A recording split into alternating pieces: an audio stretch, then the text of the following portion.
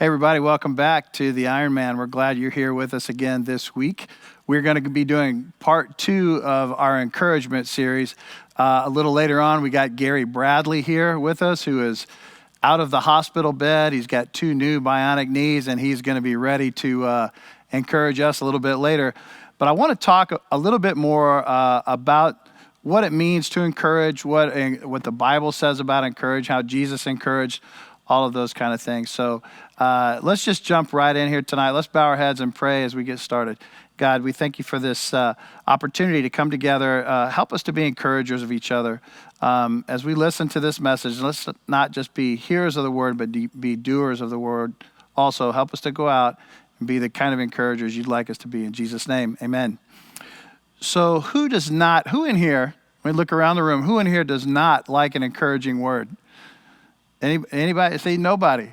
Everybody loves an encouraging word. Who does not appreciate a kind, timely word that kind of lifts you up when you need it most? Who doesn't love to have somebody standing by them when they're going through a difficult time? I mean, we all need that. So encouragement is super valuable. So today we're going to take, first of all, we're going to take a look at the Proverbs and look at a few verses from there. Proverbs are full of encouraging words for us. And I want to just start off with this one. Proverbs 12:25 says, "Anxiety in a man's heart weighs him down, but a good word makes him glad." Well, right now, there's a lot of people with a lot of anxiety in their heart. So let's be someone who comes alongside of them with a good word. It says a good word makes them glad. Let's be the kind of people who are giving each other good words. The next one, Proverbs 16:24 says, "Gracious words are like a honeycomb, sweetness to the soul and health to the body." So we actually physically feel better ourselves when we encourage somebody, and we feel very encouraged and physically better, lifted up like sugar does to us, almost like a sugar high when someone encourages us. It's like a honeycomb, it says. And then the last one, Proverbs 11:25 says, "A word fitly spoken is like apples of gold and a setting of silver." So what he's saying here is that really that a word fitly spoken, an encouraging word that's given at just the right time, is more valuable really than about anything. I mean, if you had a setting, like a table setting of gold and silver, they're saying it's more valuable even than that. So we all need this kind of encouragement. But I want to talk just for a minute about the people who seem to have that spiritual gift of discouragement, or at least that's what they look at it like. They love to be the guy in the room that's the devil's advocate or the only one who's bringing sense to this discussion or whatever. For some people, it's super easy to be a discourager. Some people, it's super easy to be an encourager. But when that discourager talks, it's always something negative coming out of their mouth. We try to avoid these people. We used to use an expression in South Africa. We would duck and dive. We would do anything we could to get away from these people because they bring you down, really. I love this quote about discouragers. It says, "All hope is dashed. Hope and joy is dashed when they open their mouths." So as soon as they open their mouth, it's like they're sucking the oxygen out of the room. Everything is a complaint. Everything is a discouragement. Everything is frustrating to them. They go through life looking and nitpicking about everything they can find that's wrong. And I want to encourage you, don't be that person. Don't be that kind of a downer person. Recently somebody reminded me to look at this video on Saturday Night Live about Debbie Downer. And I watched these Debbie Downer videos and I cracked up. I mean, that is some funny stuff. And Debbie Downer is this character who just always just brings everybody down. Everyone's having fun around her, and then she'll interject some kind of just super negative, downing type statement. So I want you to go through. That's one of your homework assignments tonight. Go on YouTube, look up Saturday Night Live, look up Debbie Downer. And my favorite one is where she's at a birthday party. So check out the birthday party, and you're going to crack up for sure. But I want to read you, and I think the picture is going to show up here about Debbie Downer if it hasn't already. Here's her theme song. It goes like this. "You're enjoying your day. Everything's going your way. Then along comes Debbie Downer. Always there to tell you about a new disease, a car accident, or killer bees. You'll beg her to spare you. Debbie, please, but you can't stop Debbie Downer. So we all have Debbie Downers in our lives. I've got a friend of mine who is a pastor of a small church in another state. He's just recently taken the job in the last few months. In fact, he got hired just as this COVID stuff hit. So he hasn't even had a chance really to meet with his congregation in person, besides the times when he was, sort of auditioning or whatever you call it for the job. And he has a board of about four elders. And 3 of them are super encouraging to him. He's got a ton of fresh ideas. It's a small church. He wants to grow the church. And he's got one board member, one elder, who just closes the door on every idea he's got.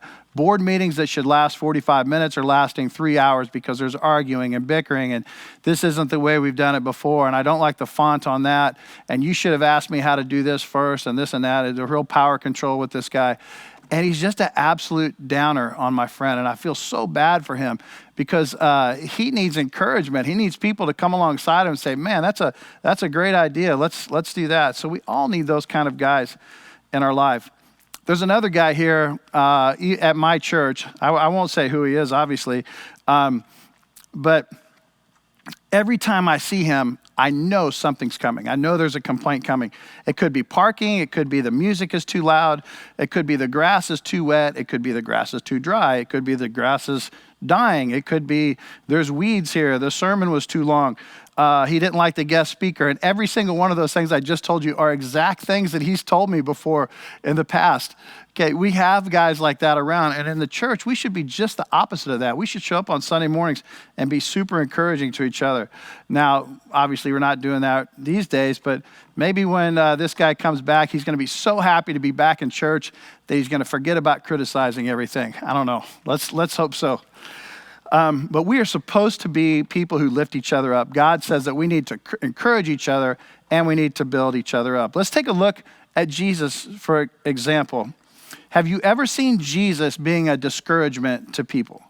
And the only time I can think of really is maybe with the rich young ruler when he told him that he had to go and sell everything. And it says that he left saddened and grieving. Okay, so I guess that's the closest we can get to a discouraging time spent with Jesus. But he's always offering encouraging words. The Samaritan at the well, Jesus enters this lady's life and it's a sinful mess. And he offers these encouraging words of spirituality and faith of I'm the living water. He does so in such a way, if you remember, he confronts her on her sin, but yet she goes and tells everybody about Jesus. Now, that doesn't sound to me like someone who was being discouraging. To the point, she was excited to tell everybody about Jesus, which is really amazing considering that he called her out on her sin. Consider the woman who was caught in adultery and the leaders were ready to stone her. And what does Jesus say? Does he discourage her or encourage? He says, neither do I condemn you. Go now and sin no more, John 8:11. So he encourages her. He says, go. Just quit sinning, and you're gonna, we're gonna save your life here. And then we also remember the sinful woman who enters the Pharisee's house. She's weeping, she's crying, she's pouring perfume or cologne type stuff all over Jesus, and she's wiping it with her hair. And what does Jesus say to her? The Pharisees are ready to get rid of her and tell her to go on. He says, your faith has saved you. Now go in peace. Now, what's the point of all of these verses? Well, the point is that women really are more sinful than men. No, I'm just kidding there. The point is that Jesus is very encouraging through all of these times. We really do need more encouragement in our lives. This doesn't mean there's not a time when we need to rebuke people or give them some constructive criticisms. We can't just go through life all happy clappy all the time. There's going to be some times when we have to call people out on some things. But this shouldn't be our first go-to. We should be full of encouragement and use that tool when we need to, but it shouldn't be the only tool that we use. I've had bosses before, and I'm sure some of you had, where all they ever did was criticize you. They didn't encourage you at all. That's not the case here at the Grove, thank goodness, or I wouldn't have stayed here for 6 years up to this point. But we don't want to work for somebody like that. Okay, there's a verse from 1 Timothy 5:1-2. It says this, it says, do not rebuke an older man, but encourage him as you would a father. Younger men as brothers, older women as mothers, younger women as sisters, in all purity. 1 Timothy 5, 1 through 2. So in other words, we pretty much need to encourage everybody. We need to treat all of these people as if they're family members. And I know some of you probably treat friends better than your family members, but the point is that Jesus wants us to treat everybody with respect and encouragement. I love this one. Hebrews 10, 24, 25 says, and let us consider how to stir up one another to love and good works, not neglecting to meet together, as is the habit of some, but encouraging one another, and all the more as you see the day drawing near. Well, unfortunately, when we read that, the first thing that's going to come to your mind is that part of the verse which says, they need to not neglect meeting together part. We've used that as a rebuke, and we'll say it's an encouragement, encouraging people to come to church, whatever. But the truth is, we need to look at this and say we need to encourage one another as you see the day drawing near. In other words, Jesus is coming back, and we need to be especially encouraging of each other. Now, Paul and Barnabas, you'll remember in the New Testament, and the cool thing about Barnabas, his name actually means son of encouragement. They went around to the churches that had been established to strengthen those people, the new believers, encouraging them in their faith. And as I read that, I thought about, that with us. How often do we encourage people in our faith? There's many times where, someone will become a new believer and we just kind of figure they're good. Or it's someone who we think has been a believer for a long time, so we assume that they're good. And not good in the sense, like they're doing okay, not good, and that they're acting good. I had lunch, I've had lunch with many guys and coffee with different guys, and what you see sometimes is not always what you get. What looks good on the outside sometimes is not necessarily what's going on in their life on the inside. So we need to really just assume that people need good scriptural and good biblical encouragement. Now, we need this especially because we're going to go through difficult times, and we are going through some difficult times in our world right now, to say the least. And on our journeys with God, we're going to struggle. We're going to have our ups and downs. But Paul wrote to the Romans, I want to encourage you with this, and told them that he longed to be with them so that they could mutually encourage each other. Let me read this to you. Romans 1:11 through 12. For I long to see you that I may impart to you some spiritual gift to strengthen you. That is, that we may be mutually encouraged by each other's faith, both yours and mine. So Paul writes to these Romans and says, hey, man, I'm excited about this, but I need encouragement just like I'm planning on encouraging you. It's a give and take, and we need to do both of those things. We should see ourselves filling those roles for each other. Now, this life is hard. Living faithfully before God requires hard choices and it requires sacrifices.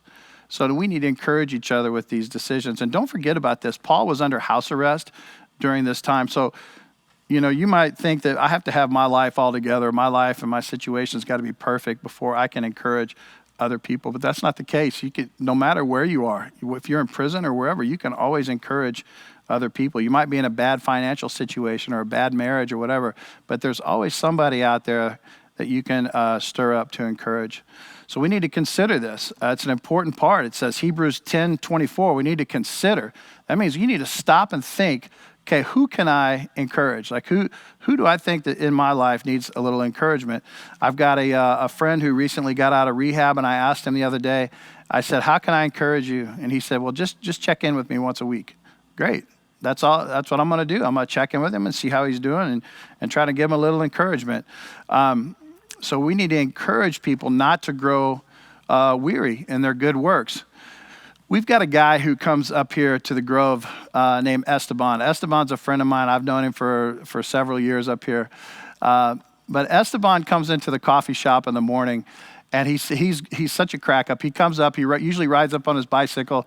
He sits outside. He has business meetings sometimes. Sometimes he just sits there and reads and prays.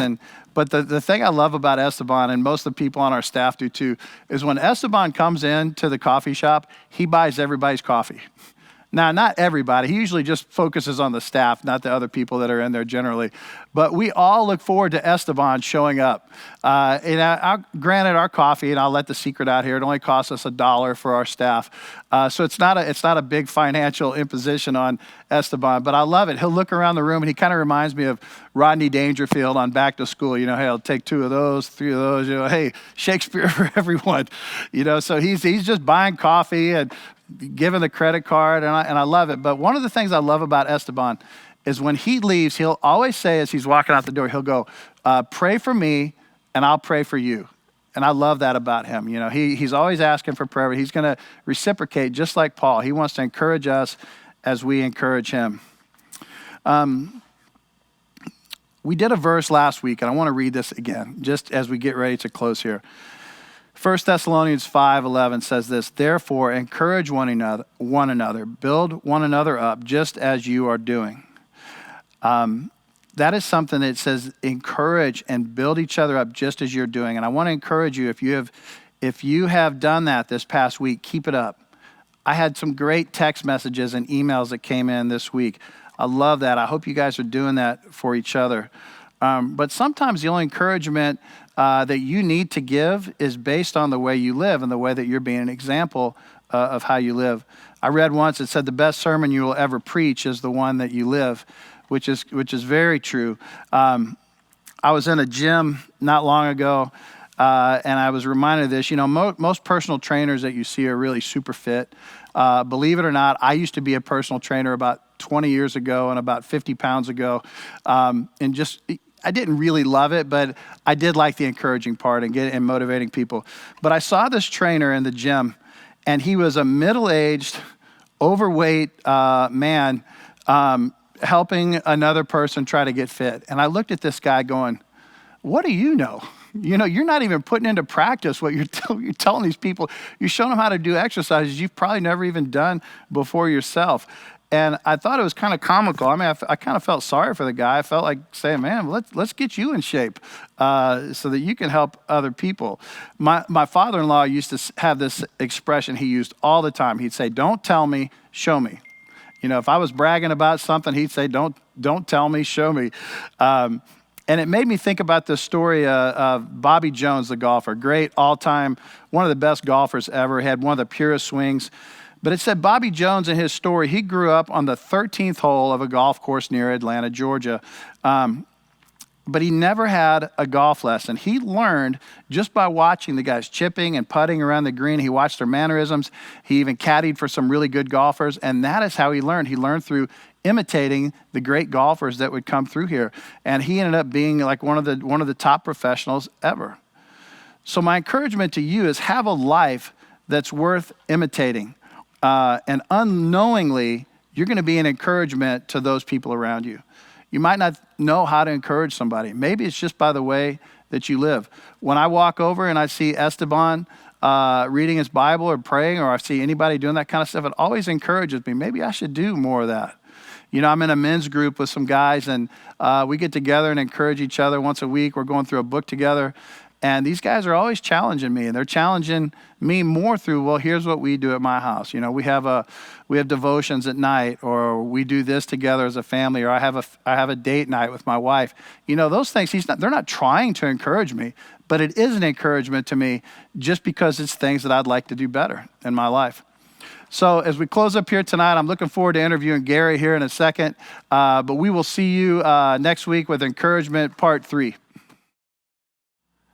Okay, we are here with Gary Bradley, head of facilities here at the Grove, but also a co-worker and friend of mine and a regular with Ironman. So most of you guys who come on Tuesday nights or Wednesday mornings or who are around will notice Gary's smiling face. He's our head of our ushers and greeters and frontline ministry. And Gary, welcome. Good to see you're out of the hospital bed.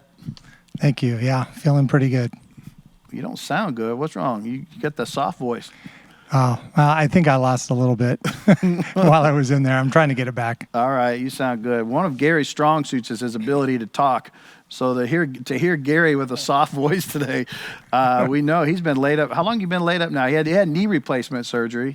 It's been 3 weeks today. I had surgery. Wow. Well, I'm sure everybody's glad to see you back on your feet. He came walking down the ramp on his walker with no problem. No nursemaid next to you.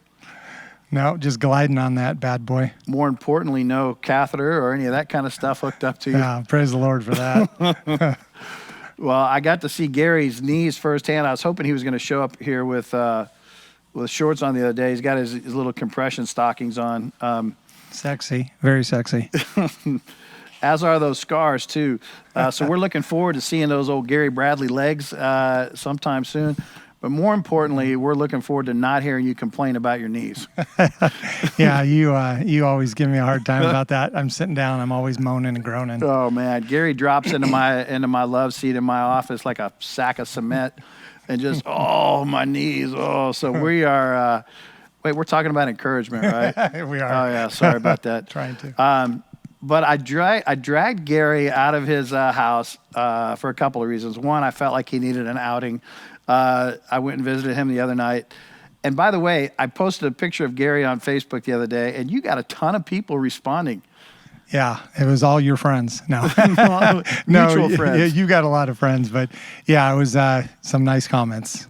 Yeah. No, I mean, it was really cool to see all those people cheering for you. How's that make you feel knowing you get that kind of encouragement coming in? Yeah, they're great. I mean, they're so encouraging. A lot of great people here at the church. What are you most looking forward to once you are healthy with your knees? This is a big new step for you. Yeah, it's just walking without pain, being able to get around and do things that, like hiking and other things I haven't been able to really do for a long time, and not having to pop ibuprofen, every day. Oh man.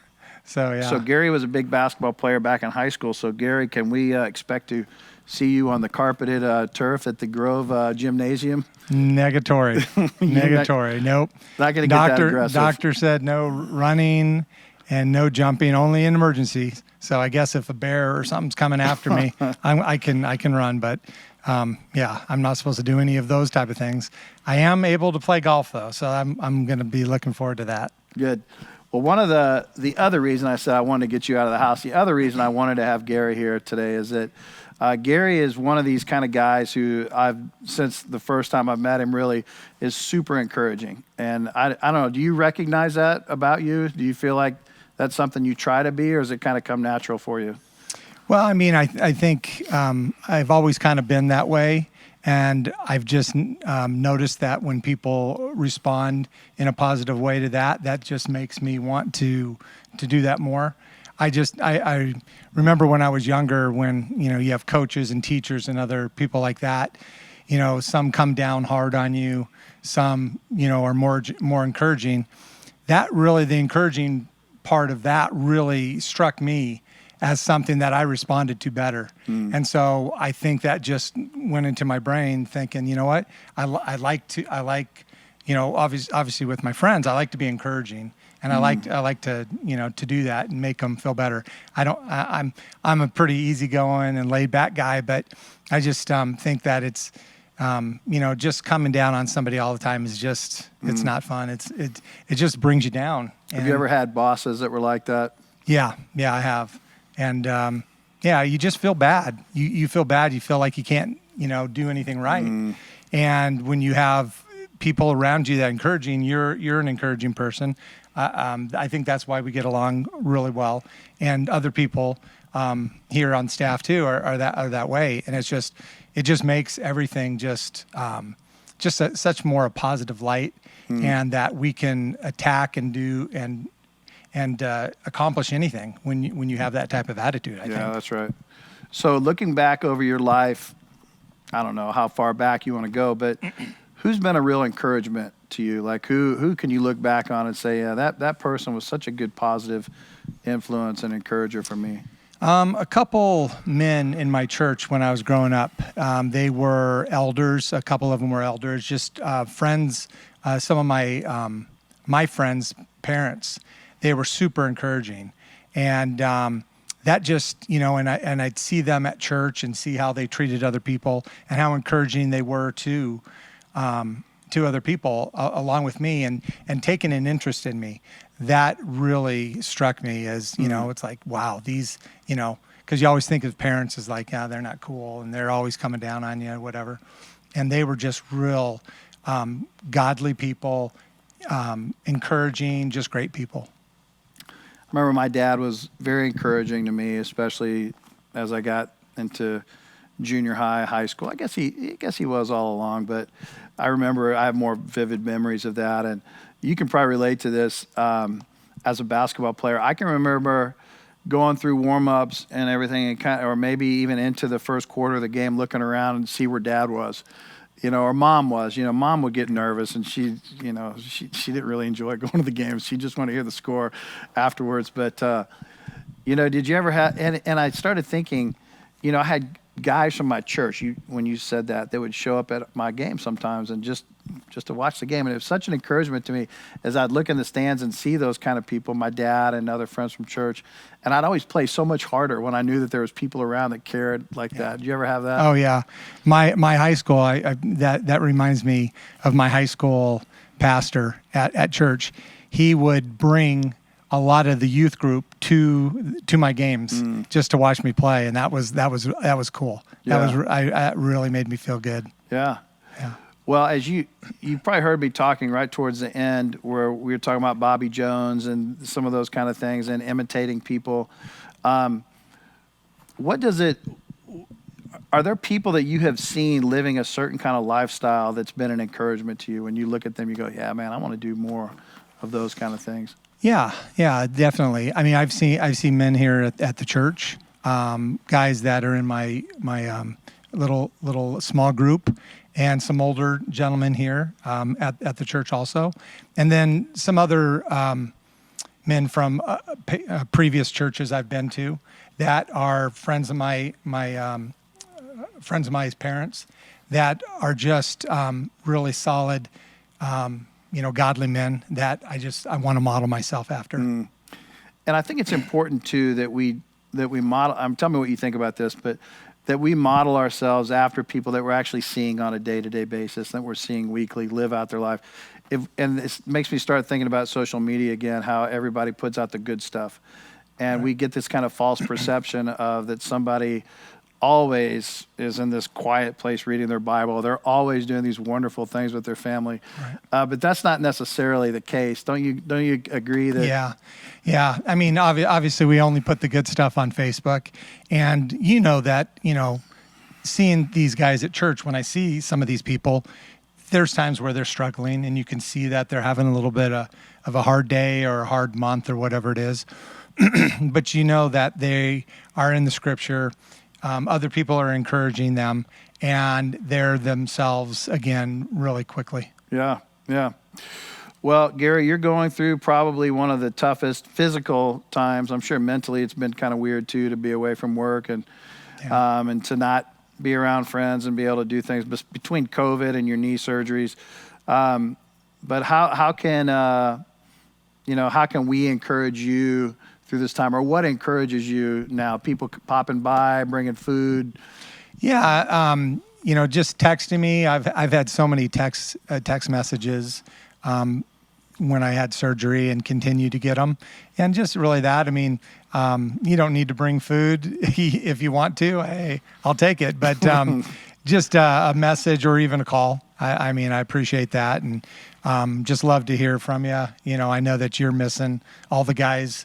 It's been such a long time. I can't wait to get back to normal here. Yeah. That we can visit and fellowship together. So, which brings me to kind of my last idea or point, is that you're pretty good about reaching out to people. And Gary and I have this kind of funny thing where anytime we see anything funny on the internet, he's always on my quick send. If I look at my Facebook Messenger, his name's like one of the first ones, because I send more stuff to him than I do most people, because I know he and I share a warped sense of humor from especially movie quotes and things like that. Yep. But what would you how can you encourage the guys in our group to stay connected and encourage each other through the next several months? Well, yeah, because it's going to be a little bit, I think. So, yeah, just really, I encourage you to continue to meet in your small groups, and just call and text. My group's kind of, it seems like we've taken about the last month off. And so now we're going to start getting back into it and having our Zoom meetings and going through that. But just a call or a text. And you really need that connectiveness to get a hold of each other, because, before you know it, you're kind of like down in the dumps and you're not, living out what you need to do. And it's great that you're still doing these Bible studies out here, because it's great, because this is the only way we can get teaching, obviously. And so, but go through that. Just call and text and just stay in touch with each other. Yep. The other night I got together. Well, we invited you and you didn't come, but you missed a really funny time. But about five of us guys got together and we watched a couple of old '80s movies. We sat away from each other and stuff. But it honestly was one of the funniest times I've had since all this started. I mean, I laughed through the whole night, and we were heckling these movies, and it was wonderful. And it just made me realize how much I miss being together with everybody. And so I would encourage everybody just to do that. Get a few, if you're comfortable with it. I mean, some people are still holed up, but if you are comfortable, stay away from each other in the same room and have a good time. You don't have to be sitting on each other's laps to enjoy it. Yeah, I hope you guys do that again, because I want to join. I was a little bit not under the weather, but I had a tough rehab session, so I was a little sore that day. Understandable. All right. Well, thank you, Gary. And you guys, we'll see you next week. Make sure you're following the outline. Answer the questions together. If you got some friends you can call up and do that sort of thing with. And we look forward to having you back next week.